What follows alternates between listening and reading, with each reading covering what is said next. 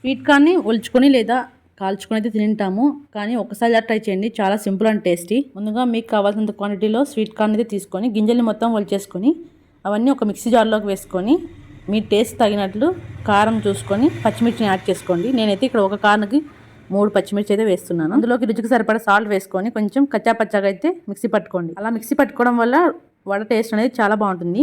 Mixie పట్టిన పేస్ట్లోకి 1 tea spoon జీలకర్ర, 2 table స్పూన్ల బియ్యం పిండి, 1 టీ స్పూన్ శనగపిండి, చిన్నగా చాప్ చేసి పెట్టిన ఆనియన్స్ వేసుకొని వాటర్ అసలు వేయొద్దు, అందులో ఉన్న తేమే పిండికి సరిపోతుంది. ఒకసారి అన్ని బాగా కలిసేలా కలిపి పక్కన పెట్టుకోండి. స్టవ్ మీద ఆయిల్ పెట్టుకొని మీడియంగా హీట్ చేసి వడనైతే వేసుకోండి. మీకు ఇష్టం వచ్చిన షేప్లో వేసుకోవచ్చు. నేనైతే ఇలా బొక్క వడలాగా వేసాను. ఈ మందంగా కాకుండా మీడియం థిక్నెస్తో వడ వేసుకొని 2 వైపులా మంచిగా కాల్చుకున్నారంటే పర్ఫెక్ట్గా కుక్ అవుతుంది. బయట క్రిస్పీగా లోపల సాఫ్ట్గా వడ టేస్ట్ అనేది సూపర్గా ఉంటుంది. మీరు కూడా ట్రై చేసి ఎలా వచ్చిందో కామెంట్ చేయండి. లైక్ చేయడం మర్చిపోకండి. Thank you. మరిన్ని వీడియోస్ కోసం సబ్స్క్రైబ్ చేయండి.